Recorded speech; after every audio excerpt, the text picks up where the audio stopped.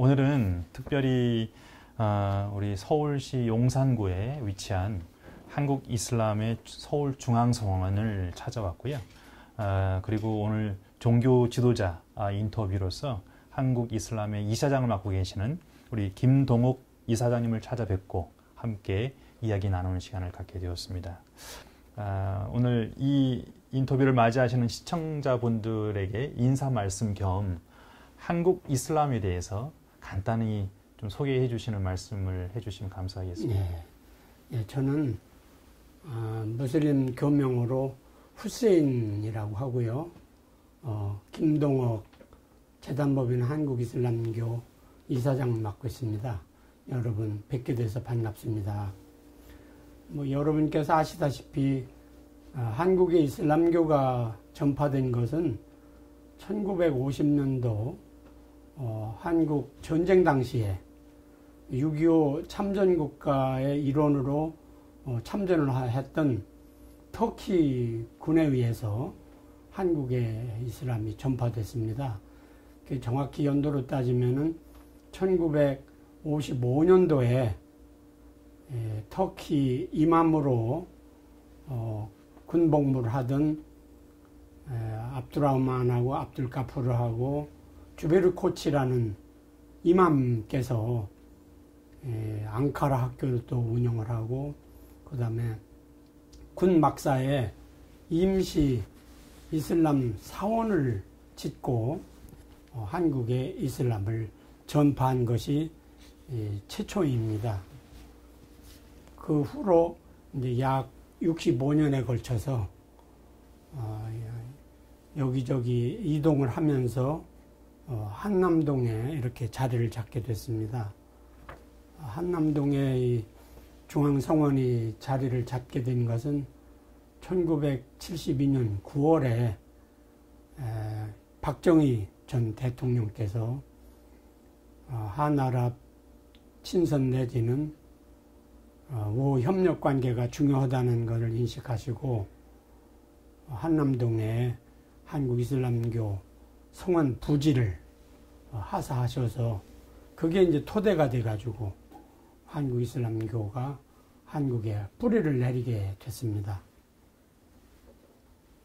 이사장님, 저희가 알기로는 이 서울중앙성원이 이제 세워지게 되었을 때는 지금 조금 전에 말씀 주신 것처럼 한국과 이슬람 문화권과의 아주 긴밀한 특별한 관계가 있었고, 거기에 대한 하나의 보답 차원에서도 한국 정부가 제공한 이런 부지가 있었던 걸로 알고 있습니다.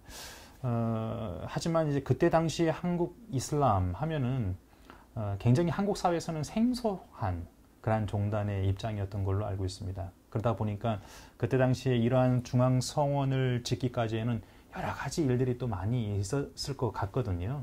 특별히 이사장님께서는 이 중앙성원이 세워졌을 당시에 이제 창립 멤버이신 걸로 제가 알고 있는데, 그때 당시에 좀 이야기 또 에피소드가 있다고 한다면 좀 전해주시면 감사하겠습니다.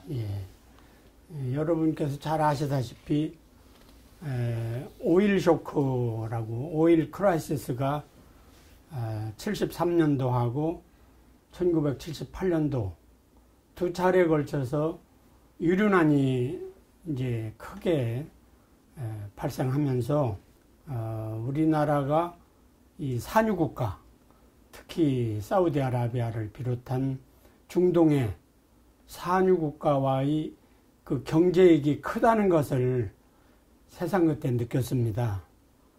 그에 따라서 이제 정부에서 경제 외교를 위해서 중동 아랍권과 우리가 친아랍 정책을 이게 수립해야 되겠구나 해서 그 당시에 문화, 종교적인 차원에서도 이슬람권을 이해를 해야 되겠구나, 이런 그 정책적인 차원에서 중동 및 이슬람권 하면은 이제 OIC라고 해서 Organization of Islamic Conference, 이슬람 회의기구가 전 세계 57개 국가 있습니다. 57개 국가의 이제 현재로서는 약 세계 무슬림이 18억 정도 추산을 하는데, 우리나라가 이렇게 경제적으로나 정치적으로 한 축을 이루고 있는 이슬람권이 굉장히 중요한 나라구나, 또 중요한 문화구나 하는 것을 이해를 함으로써 우리가 대중동 외교 정책을 이제 친아랍 정책으로 바꾼 거죠. 그렇게 되면서 우리가 이제 중동도 진출하고 또 건설 진출뿐만 아니라 수출, 인력 진출 이런 걸 통해서 중동 산유 국가로부터 막대한 경제 이익을 취한 겁니다.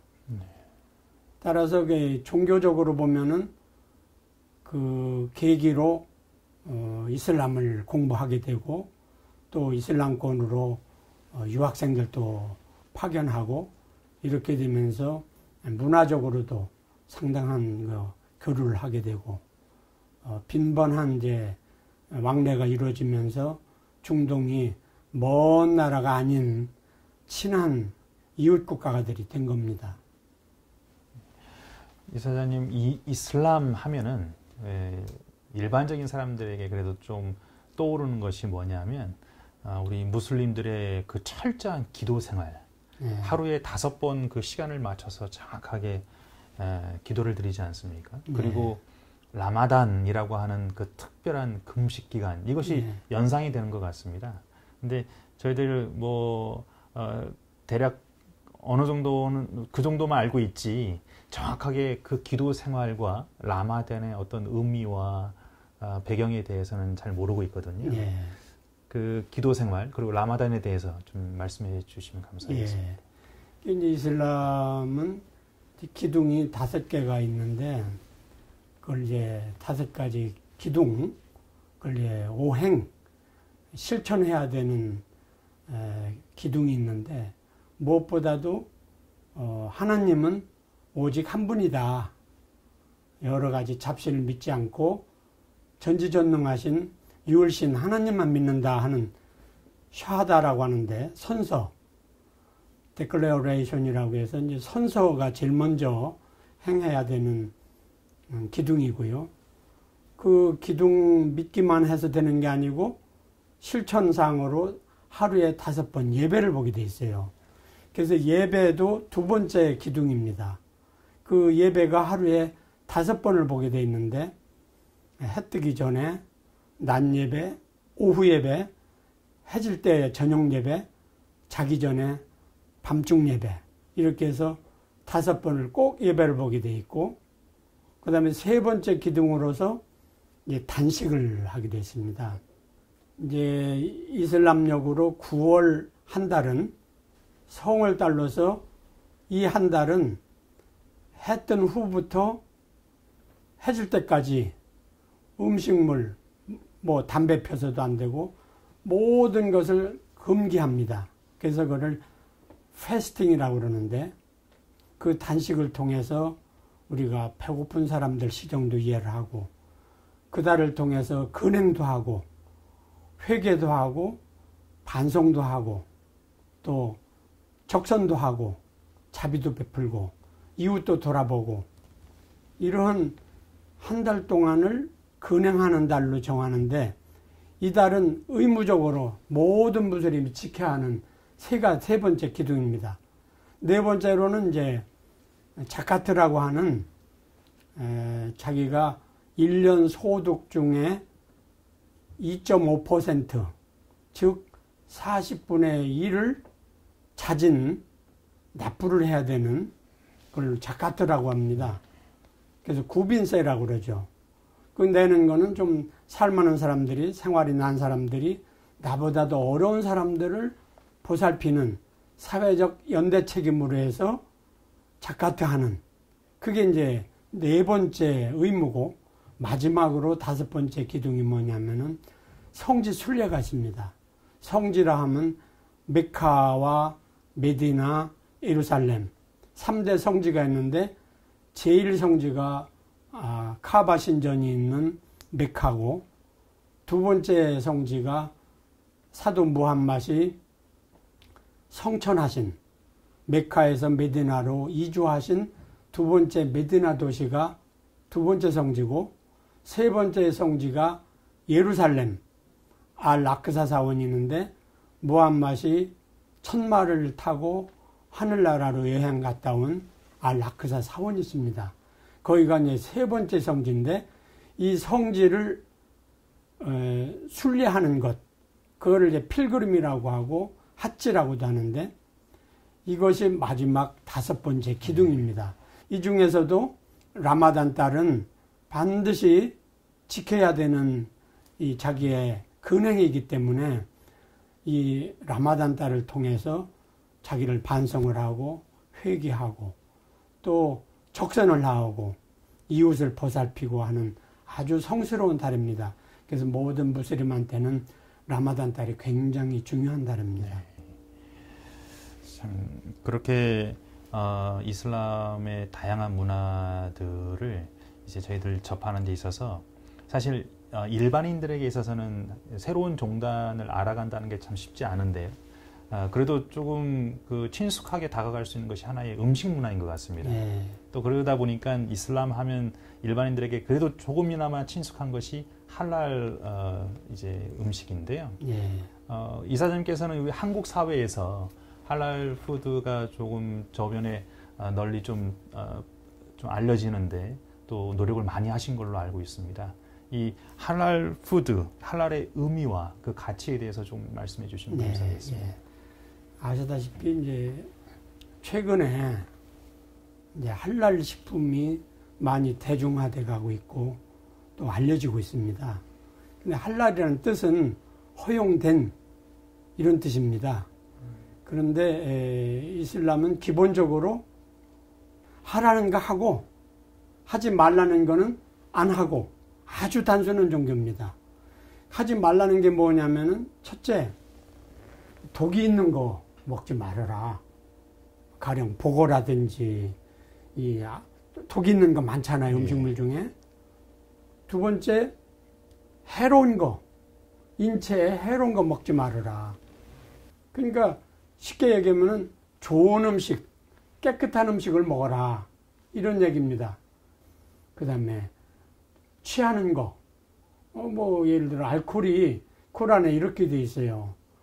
알코올은 좋은 점도 있다. 좋은 점도 있지만 해로운 점이 더 많다. 따라서 해로운 게 많으니까 섭취 안 하는 것이 더 좋다. 그래서 한국에서도 최근에 할랄 식품을 저희가 엄정하게 한국식품연구원이라든지 과학기술원이라든지 이런 데에 전문 기관을 통해서 분석을 의뢰해 가지고 이 음식은 할랄이라고 해도 좋겠다 하는 인증을 저희가 해줍니다. 뭐 우리가 임의로 해준 분석해서 허용해주고 인증해주는 게 아니라 과학적으로 분석을 해서 전문기관의 분석 결과를 가지고 이 음식은 뭐 돼지기름이 안 들어가 있고 뭐 나쁜 독성, 해로운 위험한 것이 아니다. 독성이 있거나 독극물이라든가 이런 것이 납이라든가 이런 게 없는 깨끗한 프리 오브 포이즌, 이 독으로부터 안전한 식품이다 하는 분석 결과를 가지고 저희가 이것은 허용된 음식으로 인증을 해줍니다. 이래서 한 1000여 개 이상의 식품 또는 뭐 화장품 등등 모든 상품에 할랄 인증을 거침으로써 아까 말씀드린 대로는 전 세계 57개 이슬람 국가에 약 18억 되는 무슬림 시장에 수출도 하고 우리가 오일 달러 내지는 수출에 많이 기여를 하고 있습니다. 점점 신장을 해가고 있어요. 그런 역할을 하고 있고 앞으로는 이제 그 할랄로 허용된 식품을 국내 유통도 시키고 또 제조도 하고 이런 거를 좀 계속 더 신장시켜 보려고 노력을 하고 있습니다. 그러니까 신앙생활과 음식은 굉장히 밀접한 관계가 있는 것 같은데 지금 말씀해 주신 걸 듣다 보니 우리 이슬람만의 아주 독특한 그 수도 생활, 기도 생활을 또 할랄 푸드라고 하는 것을 통해서 그 허용된 그 신이 허락해 주신 그러한 음식들을 특별히 그렇게 관리하는 것을 통해서 또 이슬람만의 신앙 배경을 또 배울 수 있는 것 같습니다.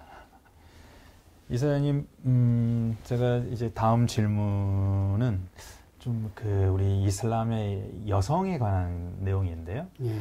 이슬람에서는 특별히 여성에게 이 의상 착용에 대한 아주 엄격한 규율이 있는 것 같습니다. 저희들은 이제 잘 모르지만 히잡에서부터 부르카에 이르기까지 여성들에게 그 제시되는 어떤 그 아주 강한 규율, 그런 의상을 통해서 저희들이 알 수 있는 어떤 특별한 여성관이 있지 않을까라고 하는 생각을 하게 되는데요.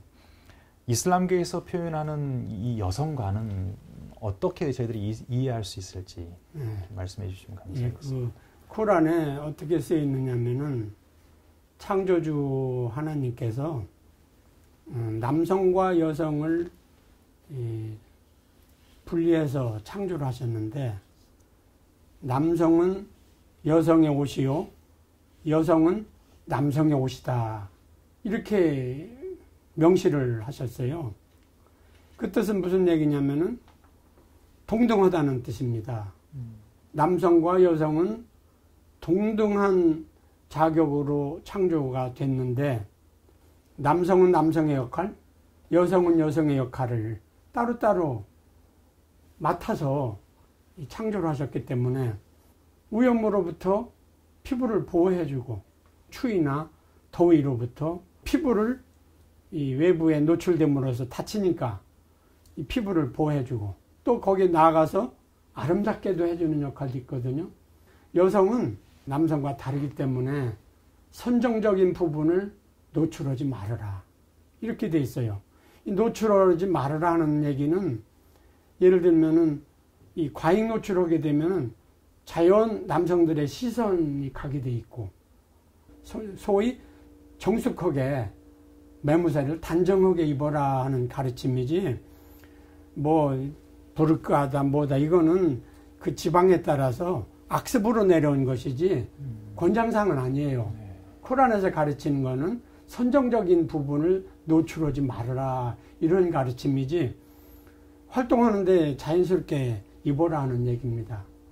남자들도 마찬가지예요. 남자들도 뭐 우통을 벗고 웃도리를 내놓고 이러고 다니라는 게 아니고, 적어도 무릎 이상은 벗지 말고, 또 위통도 여자들 앞에서 위통을 벗고 노출하고 그러지 말라는 거예요. 그러니까 즉 정숙하게 예의 범죄를 갖춰서 입어라, 이런 뜻입니다. 따라서 그게 이제 풍습으로 내려와 가지고 뭐 엄격한 집안에서는 눈만 빼꼼히 내놓는 니캅이라고 그럽니다. 근데 그렇게까지 하라는 건 아니고, 이 가능하면은 정숙하게 입어라 하는 게 이슬람의 가르침입니다. 이슬람에서는 그 뭘 가르치느냐면, 사도 무함mad이 그 제자들, 추종자들이 물었어요. 사도님, 천국이 어디에 있습니까? 하고 물으니까 너희 어머니 스라가 천국이다. 그 무슨 얘기냐면, 어머니 무릎 쓸자 아래 하자에서 어머니 무릎 아래가 네 천국이다. 그게 무슨 얘기냐면, 어머니 품 안에 있을 때 그게 바로 천국이다. 그래서 어머니를 얼마나 극진하게 모시고, 아랍 사회에서는 여성들을 굉장히 위합니다. 그 뭐 일부 알려져 있는 뭐 여성들을 학대하고 무슨 뭐 비하하고 이런 거는 잘못 알려진 거고요. 이슬람을 제대로 알고 코란을 제대로 알면은 그런 얘기가 안 나옵니다. 그래서 복장 문제도 그렇고, 또 가정교육도 그렇고, 교육도 거기서 여자들이라고 교육 안 받는 거 아니에요. 집안에서 교육을 시킵니다. 철저한 가정교육을 시키고 있어요. 그래서 잘 교육된 여성분들은 굉장히 그 아는 것도 많고, 이 지식도 풍부하고, 예의 범죄를 갖추고 있고, 그 well educated people들은요, 수준이 굉장히 높습니다. 감사합니다. 이렇게 사실 저희들이 잘 모르는 내용들인데 그 안에 내용을 들여다 보면은 참 어떻게 보면 더 친숙한 내용들이 참 많다라고 하는 걸 느끼게 됩니다. 그 어머니에 대한 부분도 더 그렇게 다가오는 것 같습니다. 이사님, 지금 우리 한국 사회에 대한 이야기를 잠깐 좀 하고 싶습니다. 네. 지금 한국 사회는 지금 세계에서 유례를 찾기 힘들 정도로 어떻게 보면 굉장한 이 다종교 사회를 구성하고 있는 것 같습니다. 그러면서도 참 대단한 것이 외국에서나 볼 수 있는 어떤 종교 간의 분쟁이나 갈등 이런 것들이 최소화되어서 참 평화로운 공존을 지금 유지하고 있다라고 지금 생각이 되거든요. 그러기까지에는 물론 우리 한국 안에서 자생적으로 자라나온 민족 종교도 있지만 외국에서부터 들어와서 한국 문화에 맞게끔 토착화의 어떤 과정을 거친 그런 시간들이 있었던 것 같습니다. 우리 한국 이슬람은 멀게로는 뭐 통일 신라로부터 찾아볼 수도 있겠지만 가깝게는 이사님 말씀 주신 것처럼 한국 전쟁으로부터 그 출발점을 찾아볼 수 있다고 한다면 지금까지 그래도 이 오늘에 이르기까지 한국 사회의 어떤 맞는 토착화의 어떤 과정이 있었는지 한국 사람들과 보다 더 친숙하게 하나가 되기 위한 어떤 그런 내용들이 있었다고 한다면 무엇이 있었는지 좀 말씀해 주시면 감사하겠습니다. 예, 아시다시피 우리나라의 이제 민족 종교, 자생적으로 발생하는 토착 종교도 있고, 또 외국에서 이렇게 도입해온 뭐 기타 불교라든지 기독교라든지 이슬람교라든지 이렇게 외국에서 도입된 종교가 있지만은 모든 종교가 어느 종교든 전 다 똑같다고 보는데 다 이 선을 추구하고 또 사랑을 추구하고 자비를 추구하고 또 평화를 추구하는 그런 목적이 다 같기 때문에 비단 뭐 이슬람뿐만이 아니고 모든 종교가 추구하는 그 목적은 다 같다고 봅니다. 그 중에서 이제 저희 이슬람교는 연조가 이제 조금 짧지만은 가장 우리가 접근할 수 있는 게 뭐냐면 굉장히 동양적이에요. 동양적이고 우리 예의범절, 삼강오륜 이와 굉장히 흡사해요. 어른을 공경하고 형제간에 우애하고 그 다음에 이웃을 보살피고 또 국가를 사랑하고 즉 애국, 애민하고 이 전통을 존중하고 이런 것이 우리나라의 전통 풍습과 굉장히 가까워요. 예를 들어 음식을 먹는데도 뭐 손을 깨끗하게 정갈하게 닦고 하나님께 이렇게 일용할 양식을 허락해 주셔서 감사히 먹겠습니다 하는 부모님들 옛날에 어른들이 볼 때도 항상 공손하게 음식을 먹으라고 하거든요. 밥 한 톨을 버리지 말고. 이슬람에서도 그래요. 이슬람에서도 음식을 버리는 것은 죄악이에요. 가장 부모에게 효도하는 자, 자기 아내에게 친절하는 자, 그 남자가 훌륭한 남자다.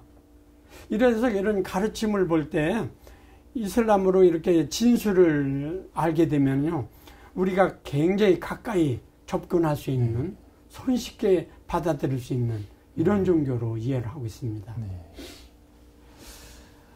이사님, 다음 질문은 이제 아프가니스탄 이야기를 좀 하고 싶습니다. 네. 최근에 아프가니스탄에서의 그 분쟁들을 보면서 세계 많은 이들이 이제 안타까워하고 있고, 특별히 이슬람 문화권에서 일어난 일이다 보니까 우리 한국 이슬람에서도 어떤 입장이 있으실 걸로 생각을 하고 있습니다. 이번 그 아프가니스탄 사태, 그런 분쟁에 대한 우리 이사장님의 어떤 입장을 한번 들어보고 싶고, 또 이번에 한국으로 들어온 우리 아프가니스탄 우리 기여자들이 있지 않습니까? 네.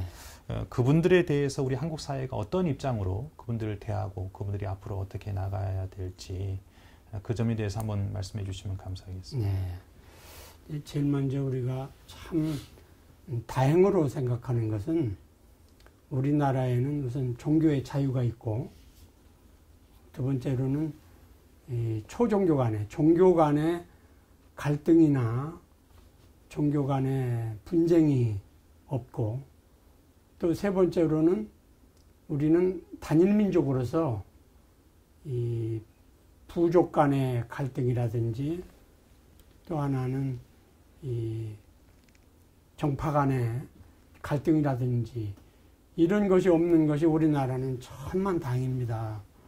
이 종교적으로나 또는 종족 간에 또는 이념 간의 갈등이 생기면은 이건 정말 답이 없어요. 여러분이 아프간 사태를 보면서 느끼셨겠지만은 거기는 첫째 요인이 뭐냐면은 부족 간의 갈등이에요.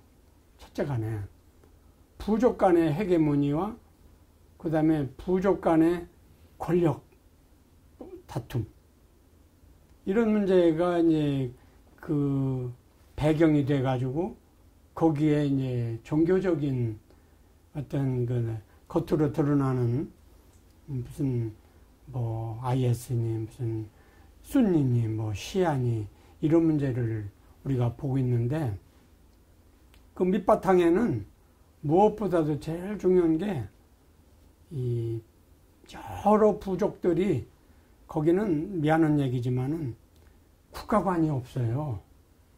국가관이 없고 이 애국한다는 생각보다는 자기 부족, 내 가문, 내 혈통 이익이 먼저예요.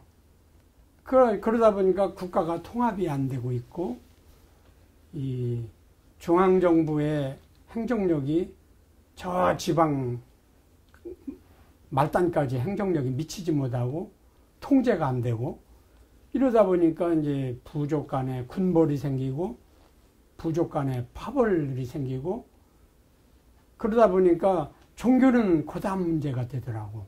그래서 제일 중요한 것이 우리가 이 종교 아까 얘기한 대로 종교라는 게 뭡니까? 평화를 추구하는 종교 아니에요? 평화. 또 사랑, 자비. 이런 거기 때문에 자 평화를 추구하는데 어떻게 전쟁을 합니까? 또 사랑을 하는데 어떻게 사람을 죽입니까? 어느 종교고? 어려운 민족, 어려운 입장에 처했을 때 그걸 동정할 수 있어야 됩니다. 무슨 문제냐면 전쟁이 나서 피난, 난리를 피해가지고 아무 것도 없이 맨손으로 살기 위해서 피난 나온 사람들을 우리가 이해를 해야 됩니다. 이해를 해야 되고 인도적인 견제에서 힘 닿는 범위 내에서 도와야 된다고 생각을 합니다. 어느 종교를 막론하고 뭐 불교 국가였던 뭐 미얀마 같은 사태도 로힝야 부족이 얼마나 딱한 입장에 처해 있습니까? 또 예멘 입장에서도 봤고 시리아에서도 봤고 특히 최근에 발생된 아프간 사태를 통해서도 봤지만은 거기서 우리가 인도적인 차원에서 생각을 해야 됩니다. 국제적으로 볼 때 우리나라가 굉장히 잘 사는 나라입니다. 국제적인 그 우리의 책임 있는 역할을 우리가 해야 할 그런 위치에 와 있어요. 우리가 좀 따뜻하게 인도적인 차원에서 그 양반들도 여기 와서 발붙이고 아이고 이 나라 참 고마운 나라다. 여기서도 우리가 참 살아나갈 수가 있겠구나. 딴 나라 갈 필요가 없겠네. 여기가 제2의 고향으로 삼고 우리나라로 삼고 차세대 우리 자녀들 여기서 가르치고 발붙여서 살아야 되겠네 하는 생각이 들 수 있도록 좀 도량을 베풀었으면 좋겠어요. 꼭 제가 꼭 이슬람이라고 얘기해서가 아니라 그런 위치에 와 있다 이거죠, 우리나라가.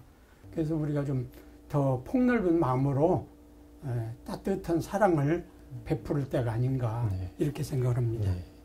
이번 그 아프가니스탄을 나오는 과정에 있어서 다른 나라하고 비교를 해봤을 때도 어느 나라 못지않게 안전하고 신속하게 그렇게 탈출시키는 걸 보고 저도 뿌듯한 마음이 들었는데요.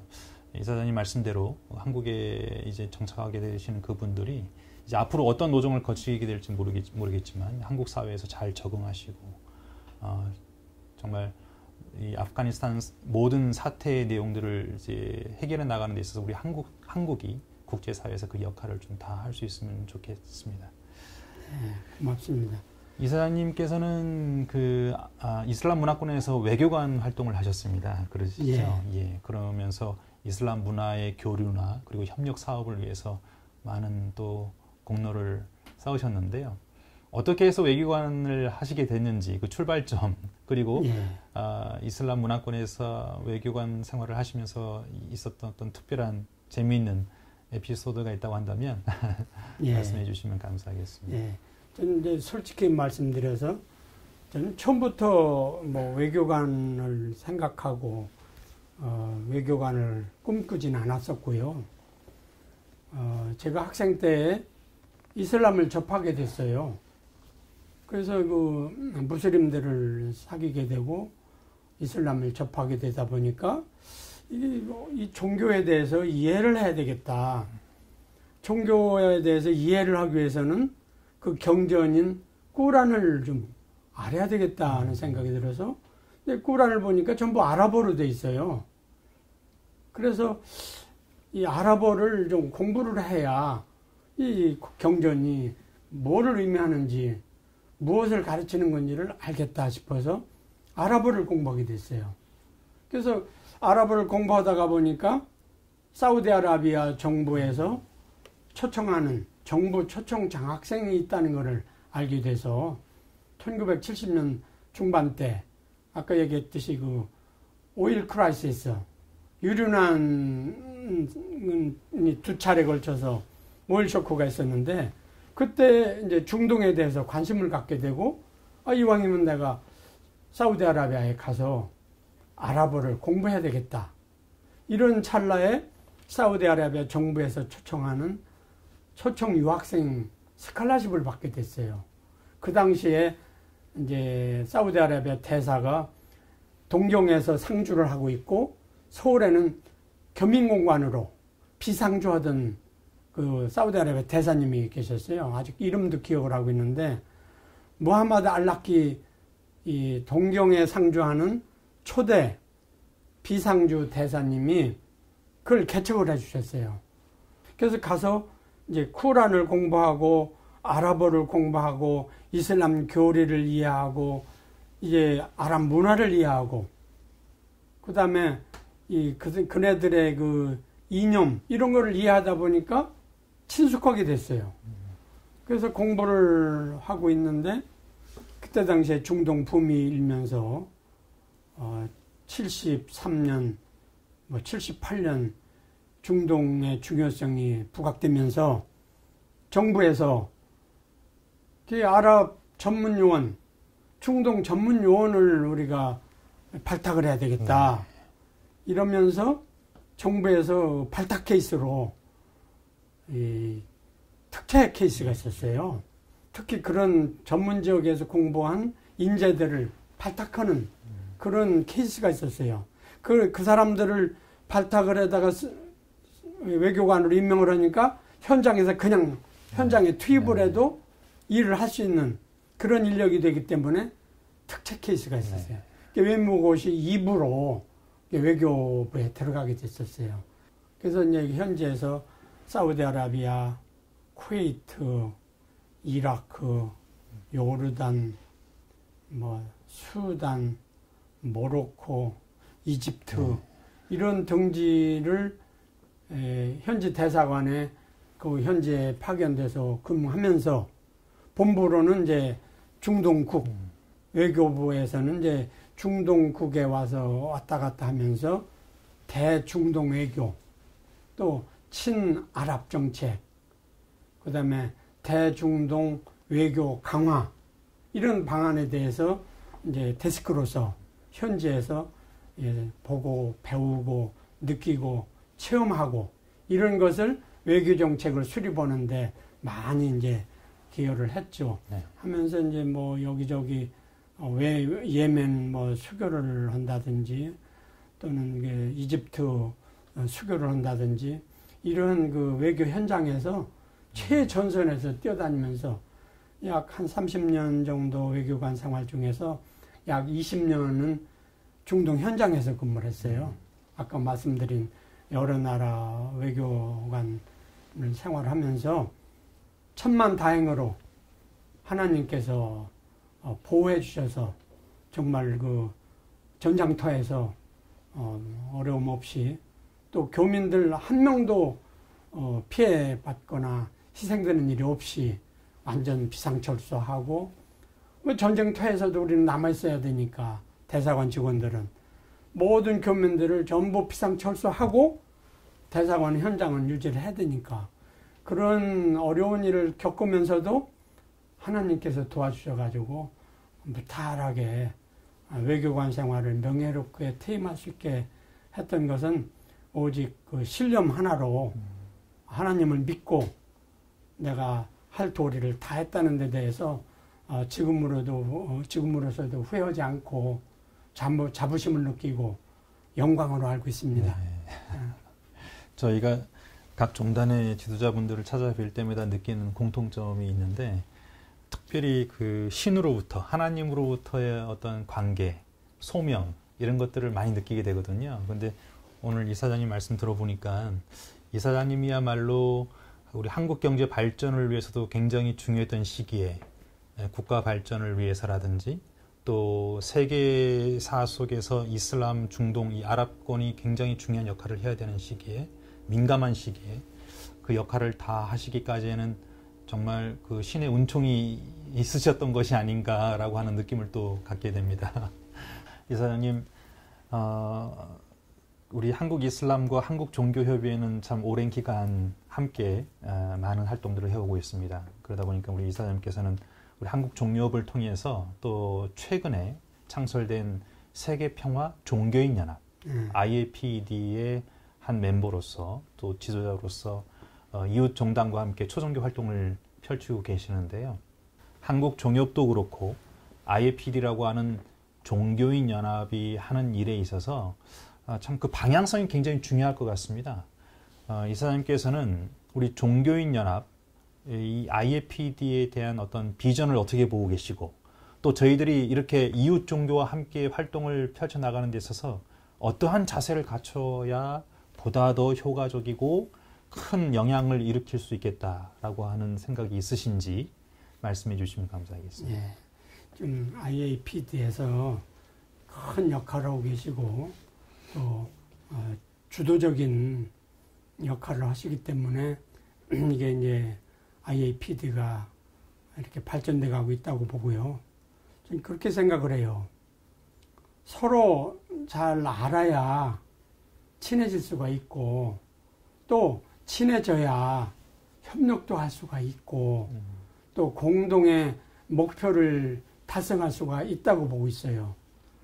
서로 알지 못하고 친하지 못하면은 다 각각 이 생각이 다르고 추구하는 바가 다르기 때문에 이 협력이 쉽지 않다고 봐요. 그래서 지금 이제 IAPD에서 큰 역할을 하고 계시고 이끌고 계신데 앞으로 보다 더 좀 긴밀하게 보다 더 좀 적극적인 협력을 해서 보다 더 좀 발전을 하고 또 노력의 열매가 맺도록 이 결실을 볼 수 있도록 보다 더 이제 가시적인 성과가 나타났으면 좋겠다 이런 생각을 하고 사실 저희들이 좀 부족하고 또 교세도 약하고 힘도 없고 그런데 그러나 마음만은 동참을 하겠다는 그동안에 누차 말씀을 드렸다시피 항상 마음을 같이 하고 뜻을 같이 해서 미력 하나마 힘을 보태겠다 하는 말씀을 드릴 수가 있고 또 종협에서 추구하는 앞으로의 그 더 진취적인 노력, 미래적인 노력에 적극적으로 협조를 하겠습니다. 혹시라도 저희들이 도울 수 있는 일이 있다면은 뭐 크든 적든 저희들이 있는 힘을 다해서 협력을 하고자 합니다. 앞으로 더 IAPD가 보다 더 활발하게 적극적으로 앞에 앞장서서 이끌어 주실 것을 이 자리를 빌어서 당부하겠습니다. 감사합니다. 이사님, 오늘 마지막 질문입니다. 우리 모두가 지금 경험하고 있는 이 특별한 시기인데요. 코로나로 인한 이 팬데믹이 이제 2년째, 이제 2년을 다 채우고 있는 것 같습니다. 그러다 보니까 결코 짧지 않은 이 시기에 많은 사람들이 힘들어하고 있습니다. 근데 이렇게 힘든 시기에 특별히 우리 종교, 신앙을 하고 있는 사람들의 책임이 더 중요하다고 저는 봅니다. 신앙을 하고 있는 사람들이 이 고난의 시기를 어떻게 대처하고 어떠한 자세를 취하느냐에 따라서 그 기록이 역사에 남는 것이고 후세대에 이제 전해지는 것이 될 텐데요. 이 어려운 시기를 극복하기 위해서 우리 종교인들이 어떤 마음가짐을 가져야 되고 또 대사회적으로 종교인들의 책임이 어떤 책임이 이루어져야 되는지 한 말씀 부탁드리겠습니다. 예. 전 다들 잘하고 계시지만은 대부분의 이제 많은 종단에서 보면은 규모도 크고 교세도 크고 이 사회적인 영향력도 크고 한데 좀 아쉬운 것을 우리가 느끼고 있는 건 뭐냐면은 언행이 달라. 말과 하는 행동이 다르더라 이겁니다. 무슨 얘기냐면은 말은 현란하게 정말 그 한마디 빼놓을 수 없는 아주 현란하고 한마디도 그러지 않은 좋은 말을 하시는데 하는 행동을 보면 그렇지 않아요.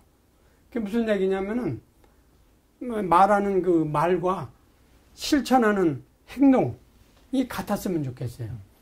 그럼 뭐냐, 우리 지금 종교 지도자들이 뭐를 회개하고 반성을 해야 되느냐. 우리 스스로 나 자신부터 스스로 모범이 돼야 돼요. 솔선수범을 해야 돼요. 입으로만, 말로만, 설교에만 그칠 것이 아니라 설교는 서투르더라도 말은 좀 조리 안 닿고 어설프더라도 몸으로 실천하는 행동이 정말로 그 사회에 귀감이 되고 모범이 되고 선행을 하고 자비를 베푸고 아까 인도적인 얘기 했잖아요. 솔선수범해야 된다. 누가? 종교 지도자들이. 또 종교인들이. 말로서 그칠 것이 아니라 말 이전에 행동으로 실천하자. 언행이 일치가 돼야 된다. 솔선수범해야 된다.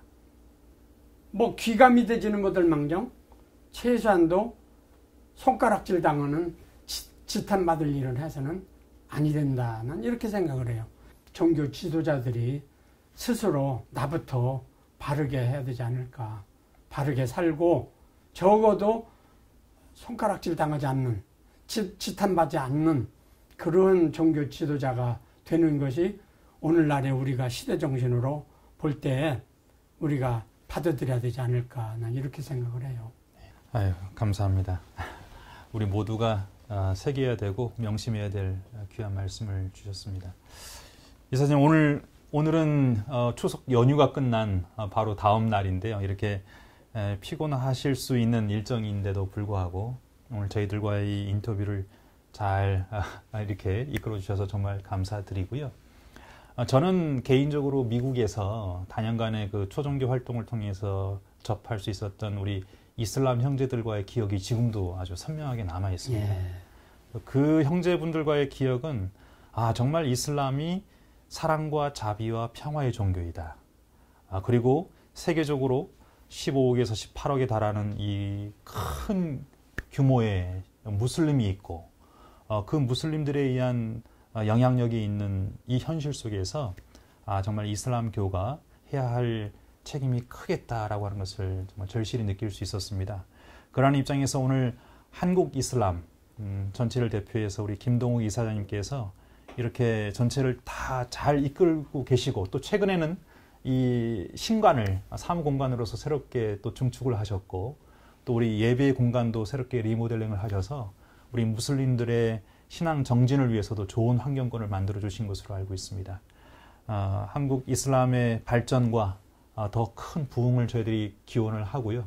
앞으로 저희들 한국정협 그리고 IFPD 세계평화종교인연합과 더불어서 더 많은 다양한 활동들을 하실 수 있기를 간절히 기원합니다. 오늘 귀한 시간 내주셔서 감사드립니다. 예, 사무총장님 감사합니다. 예.